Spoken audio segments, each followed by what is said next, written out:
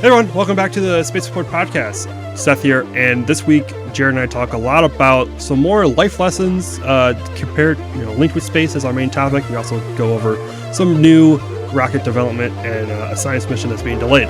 So hope you guys all enjoy, and here's the podcast.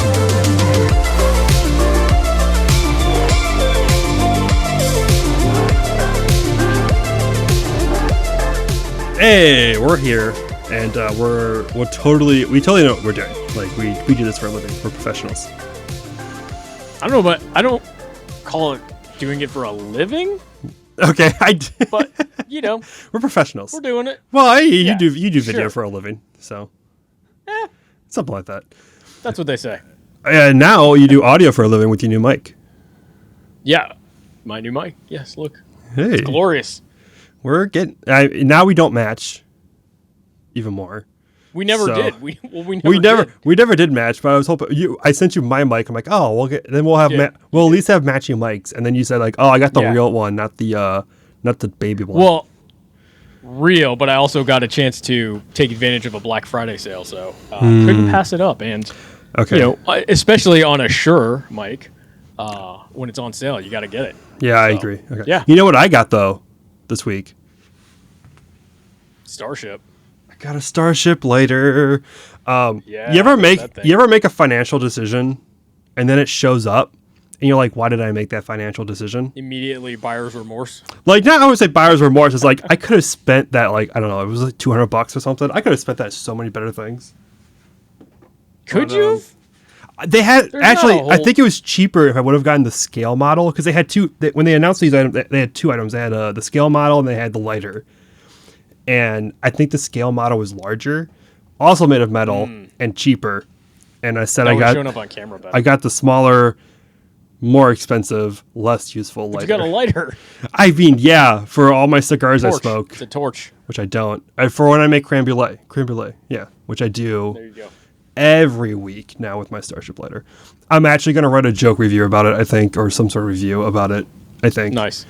Just because I can. We don't get to write a lot of consumer products on Space Export, so I'll take advantage of it when I can.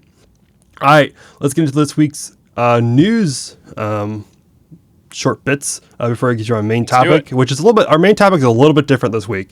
I'm interested in how that's going to go because I haven't prepared how to talk about it, but we'll see how it goes.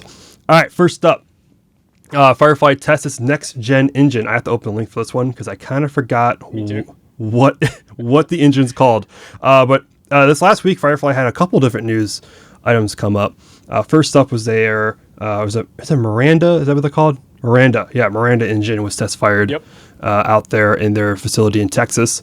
It's their picture's cool. Yeah, it is. Yeah, it's taken like they have the Reaver engine, I believe it's called, for their Alpha rocket. If you don't know who Firefly is, they started out as a small sat launcher with their Alpha rocket, and now they're building they always had plans to go bigger with they called it Beta. Now it's called the Medium Launch Vehicle because they've kind of scrapped developing their own rocket, and they've partnered with Northrop Grumman to build the booster, the new booster stage, first stage booster for Antares, which they're going to call the Antares 330. I think it's a 220 is what was launching. So +1 on all counts. And then their now medium launch vehicle they're building with Northrop Grumman as well, which is using these larger Miranda engines, which is basically their engine they already built, just larger. Like nice. It seems like the technology is all the same. It's just a larger vehicle, a larger engine. So this is the first test firing they had. For that, I think Antares is like not supposed to. Is still in development for another like year and a half or 2 years, I think. I don't know exactly when it's coming online, but I mean, this is kind of the first item we've seen of the new Antares, which of course stopped being launched because their engines were provided by Russia, which stopped providing engines after their invasion of Ukraine. And then the actual, I don't know how much of the booster, it was at least under the outer shell of the booster was produced in Ukraine, and that's factory is reportedly damaged due to also the invasion. So they pretty much lost their first stage, and now they're building this new one with Firefly. So, and also coming up this way, Alpha is getting some new It's getting their fourth launch. Nice. Next year or so. Oh no, but this month apparently, I think is what the window is. So this one is going to be launching a tech demo for Lockheed Martin. It's still a military mission. I think a lot of their missions have been all military. I think they did launch they have a NASA mission coming up, but most of their missions have, like Victus Nox was their previous one, which was the first fully successful mission they had. Was all Space Force, and then now this one is going to be some tech demos for Lockheed Martin, a new like antenna system for future military satellites. So yeah, good news for Firefly, which is it's really nice seeing another company come on board pretty much and try to make it work. And it goes with our trend, new rocket news. Like that seems what it's. There's been new rockets the last couple of weeks. So yeah, cool. And now we're going to something now rocket news related. Delays are coming for NASA's Dragonfly Titan drone. One of definitely the coolest missions NASA has, like in the works. Technically, it's not a mission. I don't know how. This one's really confusing because they're developing like a lot of the technology for this mission already, but the thing that's been delayed is the meeting that actually classifies it as a mission.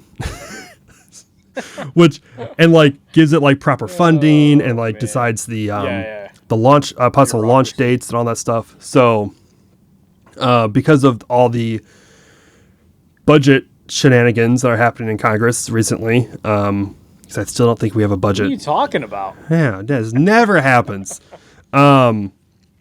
There's been pretty much, I think one of the agreements has pretty much been a straight freeze of all like non-defense spending. I think this is for the next fiscal year, which I don't remember when the fiscal year starts for government. It's like, isn't it like April or so? I don't know. It's not. February? I don't know. But like, so NASA has to deal how you have a 1 out of 12 chance of getting that right. Mm-hmm. I'm gonna go with April. Why not? I don't know. I'm not a policy person, but basically NASA has to deal with like expanding its missions and moving forward with also having the same budget pretty much as last year, and so the kind of save money and like kind of like prepare everything for possibly having more funding. The Dragonfly drone, I'm just calling it a drone because it's practically like a Mars rover, but without legs. Mm-hmm. It has eight blades, or not 8 blades, 8 rotors. I should know this. I know I should know this. I run a drone site. Anyways, the meeting got delayed. So it's practically like, I don't know how much changes because of that, other than the date for it happening also goes along being delayed. I think the bigger issue is whether or not it gets enough funding to even hit any of those dates, because NASA has a lot of other science programs that need funding as well. They have, they just finished up James Webb development and deployment a couple years ago, and that was taking billions every year pretty much, and then or hundreds of millions at least every year. And now they're trying to get Mars sample return off the ground and being like a big primary mission, which is going to take hundreds of millions of dollars every year to fund. Which then they also have plenty of. I think they have like a probe to Uranus. They have a new telescope that's going to be joining Webb out there in L2, the L2 point that is currently being worked on. They have a lot of missions that are going to take a lot of funding. And it looks like, and also, they have Europa Clipper launching hopefully within the next year. And that's that's their goal, according to one of their directors at NASA, they want to get that through launch. And that's like their only mission funding wise, is to make sure that launches in 2024. And then they can hopefully allocate some of that money that takes because of that delays in 2025. Because everyone still has to get paid. They can't stop paying people. They can either lay them off or they can, but they can't, a lot of times they can't. So if like a launch gets delayed 6 months, or depending on transfer windows, for some it could be even longer. People have to get paid to keep that mission ready to launch. So they have to get that, October 2024 is what it is, for the Europa Clipper mission. So Yeah, NASA science missions, like there's a lot of missions that are really, really cool that a lot of us want to see done, and it doesn't seem like there's going to be a lot of money for it. So they're going to have to start redoing things. I mean, my opinion, I think on the Mars sample return mission is that it should really, we were kind of forced into it because whoever decided to do the core sampling on Perseverance was a genius, because they practically have forced NASA for the next like 10, 15 years to work on Mars sample return. Yeah. Because otherwise we have these core samples, and how else are we going to get them right. without this Mars sample return project? So I think that's supposed to run up to like $10 billion, which is the same as James Webb was. But I think Congress capped that, like, no, it's going to cost you $5 billion, and we're not going to go over that amount. So have fun figuring that one out. So so bad news for a lot of it, but hopefully NASA's done really good at shifting around and working with limited budgets. I mean, the fact that we've gotten anything done at NASA with like less than 1% of any sort of budget, it's so tiny. Like the budget at NASA is compared to the rest of the government, it's just so tiny. So the fact that they got anything done is incredible. So hey, like if anyone can do it, NASA can do it. So props to them. That's what they say. All right, next up, last item for our quickie news items. Amazon purchased 3 launches on SpaceX to launch their Kuiper satellites. When we talking about this because it's interesting. First off, Kuiper is a competitor. It's on the heels of what we talked about last week. Exactly. Yeah. Hold on. Let me go back to the show notes. What did we talk about last week? Yes, New Glenn. ULA and Blue Origin. Yeah. So there's 2 ways you can look at this. One, there's so many different ways you can look at this actually. Like, why is Amazon buying rockets on its competitor? Because Kuiper is a direct competitor. Like, OneWeb is a competitor to Starlink, but not necessarily like directly competing. Especially when they announced the launch contracts. OneWeb was we are building an infrastructure that we're going to sell the companies and governments, and Starlink is we're going to build satellite internet for everyone who wants to buy a dish. Like, we're just going to go direct to consumer, right. rather than through business to business and stuff like that. Kuiper is pretty much going how we think it's going to work is going to be direct to consumer, just like Starlink is. So any government as well. I mean, sure. Like, I mean, Starlink was doing direct to customer, and and they also have government stuff as well. Like, it's right. Someone's going to give you money, you take it, and you develop around it, especially for systems as expensive as satellite internet. And so it's weird that they're launching it. And so you guys like, okay, so why are they launching it? Okay, or launching on SpaceX, maybe because, there are other rockets they have. They originally wanted to launch on Relativity, then Relativity got so delayed that they practically have moved. I don't think there's any chance of any Kuiper satellites launching on Relativity. Wait, was it Relativity? Was it ABL? ABL, sorry. I think it was ABL. I think it was ABL, not Relativity. One of those. Then they got 77 launches, like a bulk buy between like all these companies with it was ULA with Vulcan, Ariane Space with the Ariane 6, and then Blue Origin with New Glenn. And there's a big bulk of different, each company has a different bulk. The biggest is Vulcan. Yep. And all 3 of those rockets are pretty much Vulcan. I mean, they all have gotten delayed over the years, especially like Ariane 6 and New Glenn, and Vulcan is not anything about it, but Vulcan is coming up soon with launching, but they're just going to start ramping up launches. Like, they're not going to be launching on the cadence that Amazon needs until probably late next year, early 2025. And Amazon's has pretty much back up against the wall with a deadline in July 2026, where they have to have, I think they have to get like half, or there's a certain percentage of their satellite network they have to have launched and deployed, like in orbit by July 2026. So they have to start launching these satellites now, like soon, because they have a couple thousand they got to get up there, and I don't know how many they need before July, but I know it's a lot. So why would they buy on SpaceX? Maybe because they want to like take advantage of SpaceX's rapid launch ability with buying launches now and then launch them in early 2024. Like that'd make a lot of sense. Like, hey, we're going to get, a good amount, just a decent start to our satellites up in orbit so we can start working on things in early 2024 versus mid to late 2024. However, the contracts per the Amazon, the launches per Amazon's press release, they don't launch until mid of 2025, they said. And they only bought 3. No. Well, I think doesn't what I said makes sense, right? Well, they're probably getting they're getting deprioritized. I think to me the bigger question is, why would SpaceX want to do this for Amazon? Oh, SpaceX would take money from anyone. They don't care. I mean, but they're obviously getting deprioritized.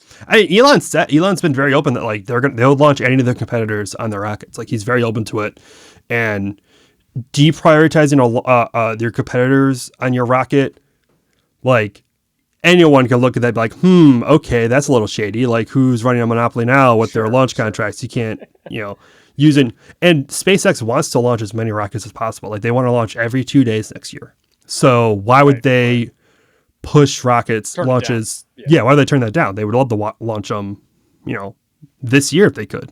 Right. That's actually every analyst I've heard talk about the current launch shortage. It's not really launch shortage in rockets. It's launch shortage with like payloads getting to rockets.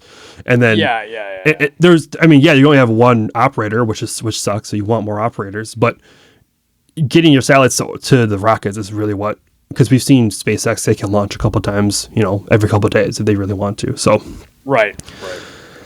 Yeah, so it doesn't make sense. Now, here's my theory, which I don't have anything to go up against it. I haven't been able to find any court documents about how things are happening, but Amazon got sued by a pension fund, which pension fund holds shares of Amazon, and they sued that they purposely, because of a feud between Bezos and Musk, that they purposely didn't choose SpaceX for any launch contracts in that original batch, and that wasn't, shareholder, board members and companies have a responsibility to their shareholders to get the best deal when they have contracts, and SpaceX is cheaper, more reliable, and faster. Like you don't have to worry about development times.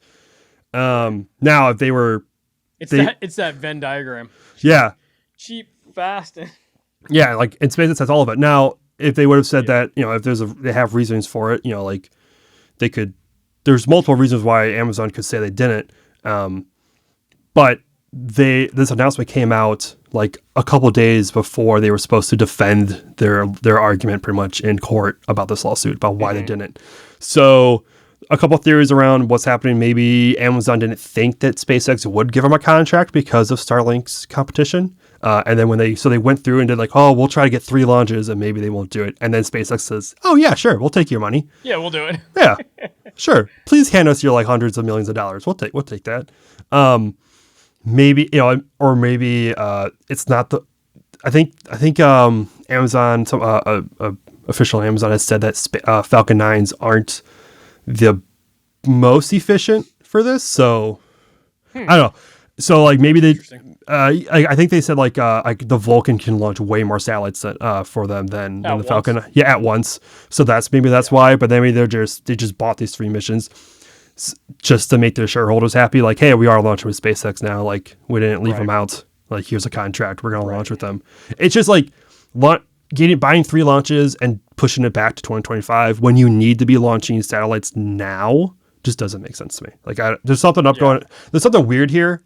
I don't know what it is, but hey, I mean, that's more launches for SpaceX. I mean, that's more money for them. 2025 is going to be a busy year, man. It's got these launches. Artemis 2. The Artemis 2, the cheapest version of the Cybertruck, GTA 6. I'm trying to think of all the stuff I've heard. Dude, I've heard so many things in the last week that are like, yeah, it's coming in 2025. So there's something magical about that quarter-century mark that a lot of people are targeting. I'm taking a month off when GTA 5 comes out. GTA 6 comes out. All right, future podcast listeners out there, in 2025, that month, it's just going to be Jared. Or it's going to be the two of us, but I'm gonna be playing GTA 6 during it. So. Yeah, you're just gonna hear button mashing the whole time. Yeah. So, yeah, that was it for our quick news items. We have a main topic coming up about Artemis, and we're going to take a short break for that.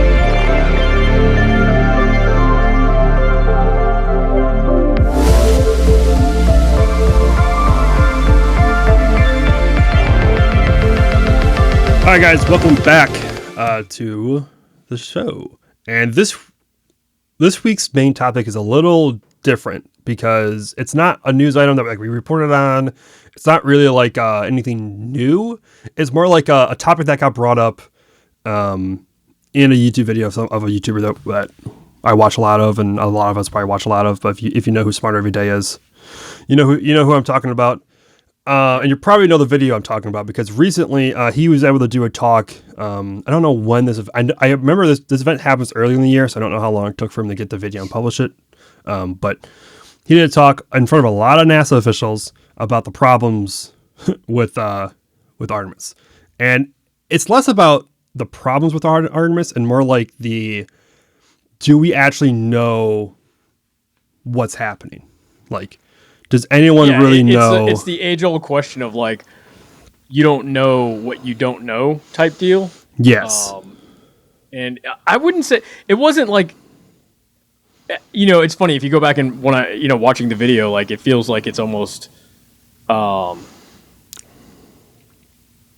like he's lecturing them, which is not what's happening. It's an open-ended conversation, and it's questioning, right? It's questioning. He had opportunity to kind of like ask this question, and he didn't want it to be solved by the end of his session. He just wanted it to be like said and open and out there and talk about it. So he made a lot of comparisons between if you guys haven't watched it or link it, like go watch the video by Smarter Every Day, and kind of like it's very technical. Like it's much more like it's not really for us, like it's meant for NASA. So if you're someone who's listening to this and you're from NASA, it's like engineer, it's engineering talk. Yeah. If you, but the best thing about him, if you've ever watched any of his videos, is he boils it down to stuff peanuts. That the average person can understand. Yeah. So it's very well done, especially for the audience. It was more focused for versus pretty entertaining as well. Yeah, for a session, like if you guys ever gone to a conference and listen to sessions, they kind of suck. But like this one was actually pretty good. I mean, very spandy. There's really no way I think of any session like at any conference of being like truly entertaining and like throughout for like an hour and a half, however long they usually are. But they're informational. That's the purpose of them. Yeah. For sure. So what he did was he made a lot of comparisons between the Apollo program and the Artemis program, and he brought up this one document. It's called SB 287. It's a NASA document. Basically, wait, hold on. What's the title of it again? I forgot. Hold on. What Made Apollo a Success is the name of it. And this was a document that pretty much was done up after the Apollo program was finished by a lot of people who worked on the Apollo program. And kind of just like the way that Destin explained it is that like this is a handbook on how to go to the moon. Like this is how you go to the moon. By the way, the landing page for this is outstanding. It's very 1999, 2001-ish. I love it. I just have to say that. It's like I haven't really got. Yeah, it's very. it's so bad. It's the NASA History Office for you. Comic Sans font. Oh yeah. Anyway, all right. Anyways, yes. So this it brings up a lot of great concerns that a lot of people have been talking about, not just media, not just the public, but also people from Congress about the organization and the timelines of Artemis. Like, are they achievable? And what do we have to get done to get to those milestones? So I think the biggest thing to break down is like the Artemis 3 landing in 2023. First off, a lot of photos have been going around this time of year because there was a bumper sticker and some branding that went out by NASA that I think this had to have been right after the change in election. I think it was when Joe Biden was elected. It was the first woman on the moon by 2024, and it's like there's stickers, there's shirts, there's posters. It's like all this stuff that went up. Like NASA pushed it super hard, and we're coming up on 2024, and there's not any chance of any sort of lunar landing happening from Artemis, or at least from crewed landing. And then you look at, okay, so what has to get done by 2026 for this landing to happen? And no one really fully knows. Like, if you can ask certain people, and they some people will give you different answers. Like the two it's big, sort of alarming. Yeah, the two big points for like that has to be done before 2026 are the crewed suits and the Starship HLS. And we talked about this last week a lot about Starship, so I'll go over it again in a little bit. Starship has to become a successful rocket, which was a promising sign on Flight 2 last month. And then it has to be able to refuel in space. And that was in the video. If you watched it, that was kind of the biggest part, because no one really knew how many refueling missions it needed to have enough fuel on Starship to complete a landing. And afterwards he brought up that, like, since he spoke, like, they've come up with a number about 15 or so. That number is completely just done by math. There's been no practical testing. Like, if you know space by anything, it's theory. They've done their engineering math. Like, they've figured this is how much they believe fuel will be left after it reaches orbit, and then when they fuel, how much. But a lot of the technology for which actually no, it was just an article I wrote today, so we didn't even talk about it in the podcast yet.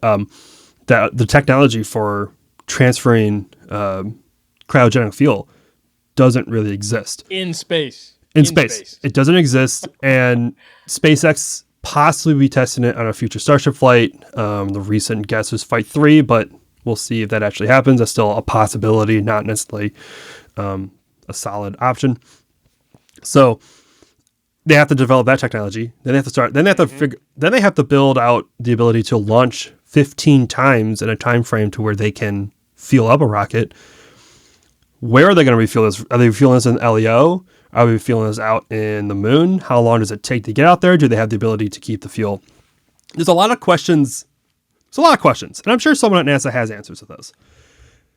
But I don't. I think the big question is, who has the answers, and are they all being shared between each other? That was kind of the gist of the talk. Well, was like, and the thing I got was, it was not only that, but also, like, who's asking the questions? Because a big part of the opening of his sort of dialogue was like, in the world that we're in, and this is, like, I feel like it was a great talk because not only does it touch on this, but it also lends itself to just a lot of things in life. And I'm usually a big proponent in, like, life lessons type deal. But yeah, he was just like, we live in a society right now where we're sort of scared to ask questions in fear of, getting fired, getting canceled, being wrong, whatever the reason is that you're scared to, like, raise your hand and voice your opinion, even if it's the truth or if it's the right thing to ask. Consequentially, like, as a society, we've become sort of, scared to do so. So, I think that was one of the bigger points I took away, was like, who's actually asking these questions? Who's questioning them if no one's raising their hand? So, and the most concerning part to me during that video was the fact that he asked a lot of questions that I knew, and no one in the room answered him. Not that no one in the room knew; it's that no one wanted to answer, which no one wanted to be put on the spotlight. In an agency that has had really big problems with people speaking up and management pushing, suggestions down, and just historically, since it's created, like, that's still concerning that's still technically, like, that there are people from NASA who are not. It's a culture issue. Yeah, it's a culture issue. That still somewhat persists, where people don't, even if you're a junior engineer, doesn't want to, like, if I know the answer, I need to just raise my hand and yell it. Like, that's something that I feel like I thought was fixed at NASA, and it doesn't seem really to be fixed. And it seems worse. Yeah, and I feel like over the years, NASA has changed a lot on how they do things. I mean, there's a lot of work is now commercial, so a lot of private public partnerships like with SpaceX and Boeing and everyone else. A lot of, those private companies can be like, no, you can't talk about this because this is proprietary. And so a lot more things are going through lawyers and a lot more things, a lot of updates come out from NASA weeks after they happen versus days or even on the same day like it used to. Some of it's because of the change. Before it was sort of just, it was mainly just NASA, right? It wasn't all these, at least, especially back then in the 60s. It was all publicly owned projects. Right, right. And I think one of the cooler things in that video were I'd love to watch some of those update videos that he was alluding to, that he brought up on the screen where they're like, week whatever, here's the update, here's update. Oh, from Apollo, for Apollo, yeah, that was so cool. Which cool. I don't know back then if those were public or not. I wouldn't be surprised if they were. Back then, I mean, it depends. I think the biggest thing about Apollo was that everything was done. The idea of Apollo, because of the Cold War that happened, was it was supposed to be very different from the Soviet Union because the Soviet Union did everything in secret. They didn't share anything. They only shared successes. They didn't share failures.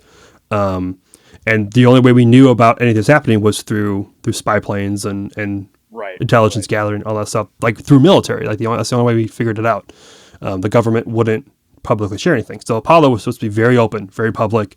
We're going to share our failures. We're going to share, what's going wrong, what's happening. And since then, NASA's been probably one of the more public agencies in the government.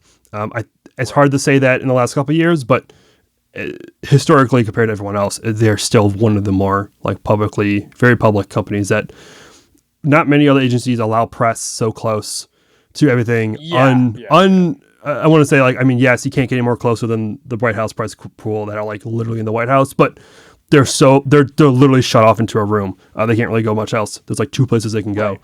And for it's like the press parking lot.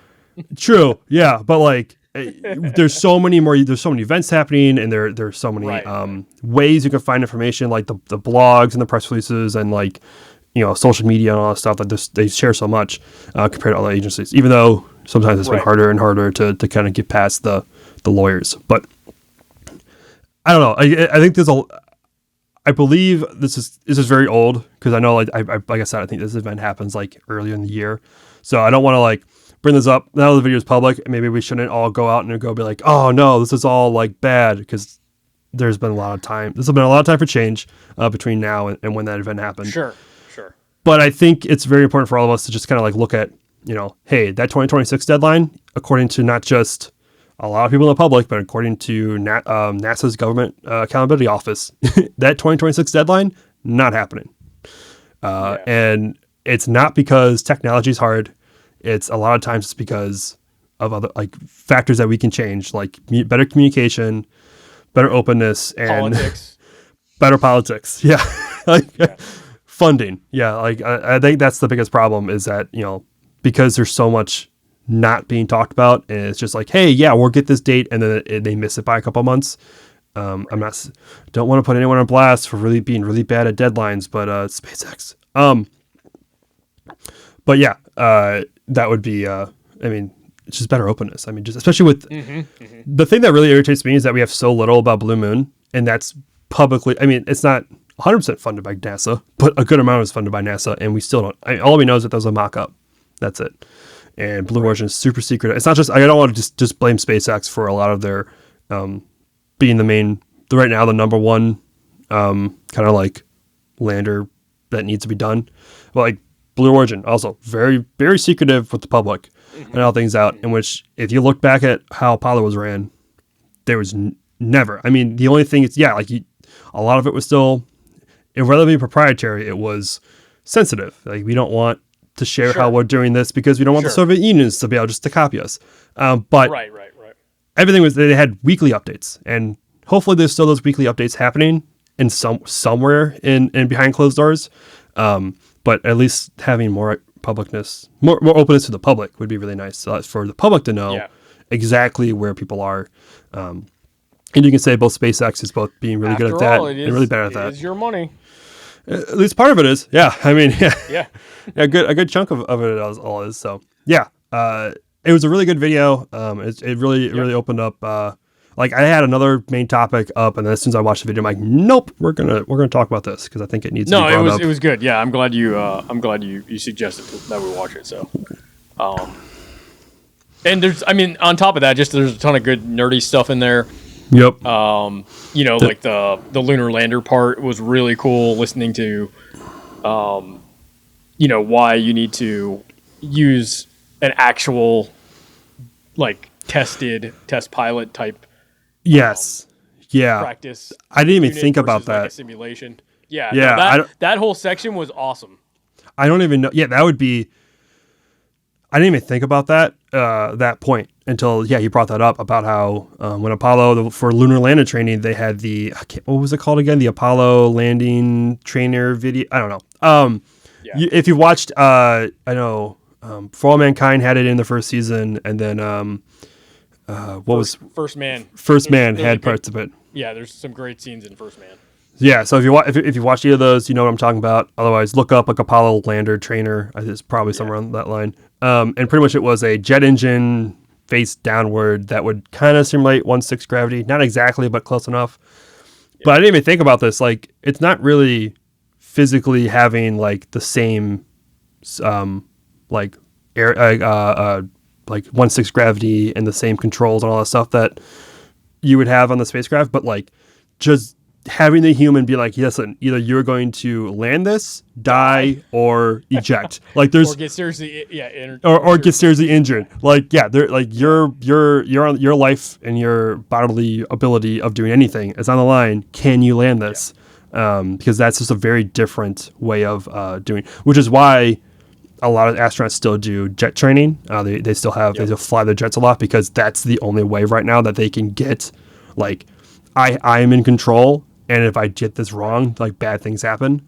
Training. I think I didn't even know like what do they have for Starship, because he made a great comparison between all the different steps of like contingencies and like how to return crawl out around it. Crawl out with bolt cutters to separate it. Yeah, that was and awesome. He just shows the video of Starship like there's really no way. There's no contingencies there on how to either it works or it doesn't work. There's not much else you can do. Yeah, it made me think of I'll reference our favorite movie that we always go back to, Armageddon. But there's that great scene in there where Bruce Willis is like, "What's a contingency plan?" And Billy Bob Thornton's like, "Contingency plan? What contingency?" And then this is our contingency plan. He's like, "You guys are NASA. You guys have a room of guys just thinking shit up, and then behind them there's another set of room of guys thinking shit up about them." So anyway. It made me think of that scene. Yeah, so there's a lot of points that brought up like, maybe Artemis isn't as like set in stone and perfect as we thought it was.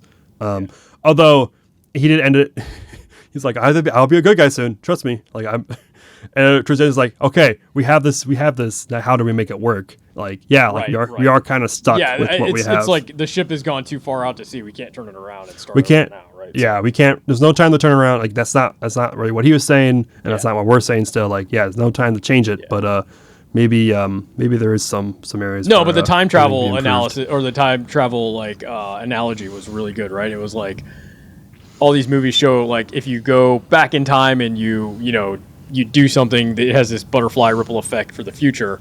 But like in reality, like we have that now. Like we can make those decisions now if we, just take the moments that you need to like take the extra steps to think through things a little bit more down the line, so that you can possibly affect how the outcome is. Yeah. So I think that video has a lot, not just to do for anyone working now in space, but also just in life in general. Good video. Lesson. It's a great life lesson video to watch. And something that makes you think a little bit about what's going on currently at NASA. So, All right, I think we've kicked that around enough. So, cool. Yeah, go watch it. Let's take another break, and we'll be back with a different segment. We're going to talk about our poll from this week.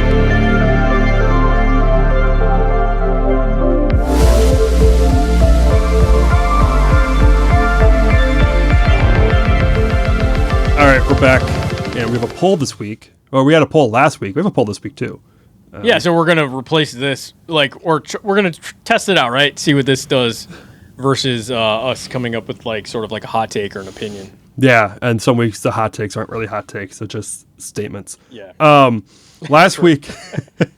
Oh wait, I have to vote. I guess it's a different computer. I have to vote too. Hold on. Yeah, no, I didn't vote on my Mac. I didn't vote on my Mac on my desktop, only on my laptop. All right, so on the site, of course, we run polls every week, and this last one was interesting because it actually, I think I voted differently between the first one and now, because I didn't really do. It was till this week. I don't look at launches I look at launches a week and ahead, pretty much. I don't really look at launches like over months. So it was this week where everything kind of changed. But the question was last week: do you think that SpaceX will hit 100 launches in 2023? You got 3 weeks left. We'll see. Yeah. So okay, what was your vote? I voted yes, but I also did not. That's without doing any research. I was just like, oh, that sounds about right. Yeah. I don't know how many are left for the rest of the year. Yeah. 3.5 week mark. Okay. So I believe I originally voted no. I'm like, they're going to get 98, maybe 90, 99. Then I can get 100. Also, like, are they going to get 100? I just said 100 launches. The goal is 100 Falcon launches, versus, not including Starship. So can we get to like 102 launches this year practically instead of 100 launches? And then I looked at this week's number of launches, and then I kind of did the math about like, okay, like how many launches are left? So they're launching, was it 4 times this week, I believe? Do I have this down here? Yes. Oh, wait, no, that's not what I have. All right. Is it? Hold on. I got to get to that one. But yeah, so I think they're launching like 3 or 4 times this week. Let me find that article. Here we go. Let's see. Wednesday today. They're. I think they're supposed. I think they're still launching. Starlink launch today. Wednesday, Friday, Sunday, and Sunday. 2 on Sunday. Yeah. So the 2 on the last 3 of the week are TBD. But they're all probably going to happen. So they can launch 4 times this week. They only have to launch. It was like 2.3 times each week for the rest of the week. Roughly 2 to 3 times a week, which they've been doing almost since the second half of the year, consistently Looks launching. Looks like they have 13, not including Starship, coming up. Sorry. Yeah, so they have a lot more possibly happening by the end of 2024. Also, plenty of Starlink launches happening by end of this year. Yep. So I changed my vote to this one. I'd be like, yes, I think they can launch 100 times this the end of the year. What are they at right now? What is it at? Let's see here. I think they're in the 90s. I think they just hit the 90s. Or maybe they're 89. Oh, yeah. They're 80. Okay. 3.5 weeks. They are at 89 launches. Yeah, 3.5 weeks, 13. For not including Starship, they're at 89 launches. And so they need to launch 11 more times. They're going to launch. Yeah. So if that's 4 this week. 13 are scheduled now. So. Oh, yeah. You look at the Wikipedia? No, I'm looking at another source. But yeah, 13. Okay. I think it's 13. I counted. Yeah. So, but like, I think they might just do it. Just squeeze in that last 100th like Falcon launch at the end of the year, and they'll have 100 and they'll hit that goal. I was throughout the entire year. I think I was a pretty big naysayer. Like, no, they're not going to do it. They're not going to do it. It's almost 2 a week. They're not launching enough. They're like, I think they have the launch rate of 3. It wasn't until like the other like 2 weeks ago I realized that like because I've been looking at the launch rate that I've been calculating after every launch. Mm-hmm. And right now it's one launch every 3.79 days, which is above the 365 divided by 100, 3.65, once every 3.65 days. So I'm like, actually, that's they can get the 3.65. Actually, that's pretty possible. Yeah, like that actually might happen. I like how you did that math, and I did 52 weeks in a year divided by 100. Oh, yeah, that 52 would mess me up. yeah, but just about that's the business thing. About two launches every week. Yeah. About just over 2 launches every week. So that every so often they'll have 3 launch weeks, which they've done all year. So yeah, this week, last week that was the poll. This week, what is our poll this week? This week. Oh wait, is the poll this week? I guess it's the poll this week. All right, cool. Yeah, that is the poll. Yeah, get your votes in. What was the poll last week? I thought I put down the poll for last week. Oh, well. Well, there we go. What was the last week poll? Let me pull it up. I can pull them up real quick. Last week I think was last week was Blue Origin buying ULA. That was last week's poll. Oh yeah. We can talk about that. Yeah, which came out to be mostly people being bad or somewhere in between, which I think that's about right. Somewhere in between it's pretty much, I think, the solid option there. So, all right, get your votes in this week. Hopefully we'll get a big formal tally next week, and then we'll keep going. Cool. All right. That's it for this week on the Space Explorer podcast. If you want to listen to us live, we are here in the Discord channel. More and more people are slowly popping in and out and coming in, so that's good. But yeah, feel free to come in, and you get to see me yell at my camera. It's actually the best time to listen to the podcast because you get all the shenanigans that happen before and in between each segment. So, yeah. And in the beginning, it's mostly just me yelling at my camera. So, yeah, and you can listen to us at all the major podcasting locations: Apple, Google, Spotify, Overcast, wherever you listen to. And you can find us on YouTube. So like and subscribe down there as well. And yeah, I think that's it for this week. We'll see you guys all next week. Peace.